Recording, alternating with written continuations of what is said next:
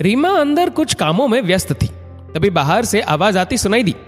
देखने के लिए आखिर बाहर चल क्या रहा है, रीमा झट से बाहर आई तो देखा छोटी देवरानी सुनैना के हाथ में एक बक्सा है और सासू मां उससे पकड़ने की नाकाम कोशिश कर रही है। अच्छी छीना झपटी चल रही थी दोनों के बीच। रीमा ने ध्यान से देखा, अरे ये तो वही बक्सा है जिसे सासू मां हमेशा अपने पास ताला लगा कर रखती है और चाबी भी सबसे छिपा कर रखती है। सासू मां को ऐसा करते देख एक बार सुनैना ने रीमा से पूछा भी, भाभी क्या आपको पता है उस बक्से में सासू मां ने क्या छिपा कर रखा है? रीमा बोली, सासू मां ने तो आज तक अपने गहने या कोई और कीमती चीज मुझसे कभी नहीं छिपाई, बल्कि खुद अलमारी की चाबी मेरे हाथ में देकर निकालने को बोल देती है। परंतु रही बात इस बक्से की, तो सासू मां ने कभी बताया ही नहीं और मैंने कभी पूछने की जरूरत नहीं समझी। खैर, रीमा तो इस बातों को कब की भूल चुकी थी, लेकिन सुनैना की उत्सुकता बढ़ती गई और वह मौका तलाशने लगी और आज वह जो चाहती थी उसे मिल भी गया। रीमा को देखते ही खुशी से बोली, भाभी देखो आज माँ का बक्सा मेरे हाथ लग गया, ताला भी नहीं लगा। आज तो मम्मी जी के सारे राज खुल कर रहेंगे। आइए भाभी देखे तो सही माँ ने कौन सा खजाना छुपा कर रखा है इसमें। एक बार तो रीमा की भी उत्सुकता बढ़ी, पर फिर उसका ध्यान सासू मां की ओर गया, जो पूरी ताकत से बक्सा वापस पाने की नाकाम कोशिश कर रही थी और साथ साथ बक्सा लौटाने का आग्रह भी कर रही थी। उनकी हालत बिल्कुल रोने जैसी हो रही थी। रीमा से सासू मां की परेशानी देखी न गई और उसने सुनैना के हाथों से बक्सा लेकर पूरे सम्मान के साथ सासू मां को पकड़ाया और खुद सासू मां के लिए पानी लेने चली गई। जहां सुनैना कह रही थी, भाभी आज इतना अच्छा मौका गवा दिया आपने, वही सासू मां की नजरों में रीमा के प्रति कृतज्ञता के भाव थे। इस वाकये के बाद सासू मां पूरा दिन अपने कमरे में बंद रही, कुछ खाया पिया भी नहीं। रीमा को बड़ी चिंता होने लगी। शाम को सासू मां के दरवाजा खुलने की आवाज आई तो रीमा झट से उठकर बाहर गई। देखा सासू मां अपने कमरे से निकल सीधा रसोई में गई, कुछ लिया और वापस अपने कमरे में चली गई। रीमा को चिंता और बढ़ गई। जानने के लिए सासू मां के कमरे के बाहर छिप कर देखा। सासू मां के हाथ में कुछ कागज थे जिन्हें वे जलाने जा रही थी और साथ में बहुत रो रही थी।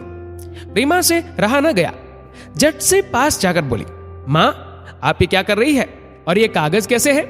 सासू मां ने बताया, ये सिर्फ कागज नहीं बल्कि प्रेम पत्र है जो कभी तुम्हारे ससुर जी ने मुझे लिखे थे।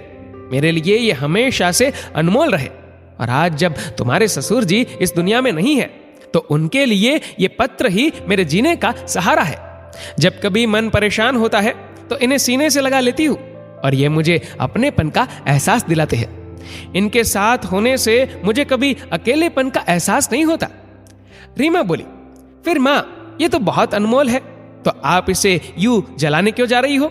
सासू मां ने कहा, बेटा इन पत्रों में हम पति पत्नी की निजी जिंदगी के जुड़े अनुभव लिखे हैं। आज तो जैसे तैसे इन्हें सार्वजनिक होने से बचा लिया, परंतु अब मेरी उम्र हो रही है, जिंदगी का कोई भरोसा नहीं, तो फिर मेरे जाने के बाद इन्हें कौन बचाएगा? बस पूरा दिन यही सोच आज दिल पर पत्थर रखकर इन्हें अपने आप से अलग करने का निर्णय लिया। लेकिन सच तो ये है इनमें मेरी जान बसी है। आज अपने आप से अपनी जान अलग करने जा रही हूं। इतने में बाहर खड़ी बातें सुन रही सुनैना बोली, मुझे माफ कर दो मां, अनजाने में आपका दिल दुखाकर मुझसे बहुत बड़ी गलती हो गई। लेकिन मां आज आपसे आपकी बहुओं का वायदा है, आइंदा हम कभी इन्हें नहीं छेड़ेंगी और हाँ, आपको अपने जीते जी इनसे दूर होने की कोई आवश्यकता नहीं। इतने प्यार से सहेज कर रखी आपकी यादें अनमोल है। आपके जाने के बाद ये हमारे पास एक अमानत के तौर पर रहेगी और आप जैसा चाहेंगी बिल्कुल वैसे ही इनका निष्कासन होगा। यह आपसे आपकी दोनों बहुओं का वायदा है। रीमा ने भी हाँ में हाँ मिलाई और फिर दोनों बहुएं सासू मां के गले लग गई। दोस्तों, अक्सर हम सबने अपनी कुछ अनमोल यादों को सहेज कर रखा होता है, लेकिन बढ़ती उम्र के साथ अन्यथा एक साथी के चले जाने के बाद दूसरे साथी को भारी मन से इन यादों से जुदा होना पड़ता है।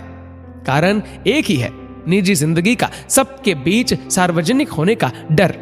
लेकिन हम चाहे तो हमारे अपनों के मन से इस डर को हमेशा के लिए मिटा सकते हैं, बस एक भरोसा देकर। उनके बाद भी उनकी निजी जिंदगी हमेशा निजी रहेगी। दोस्तों, आपकी इस वीडियो के बारे में क्या राय है, नीचे कमेंट करके जरूर बताएगा। और अगर आपको वीडियो अच्छा लगा हो तो इस वीडियो को लाइक करेगा, शेयर करेगा ज्यादा से ज्यादा लोगों तक। और ऐसी ही और भी इंस्पिरेशनल वीडियोस के लिए सब्सक्राइब करें हमारे यूट्यूब चैनल को और फेसबुक पर फॉलो करें हमारे पेज को। धन्यवाद।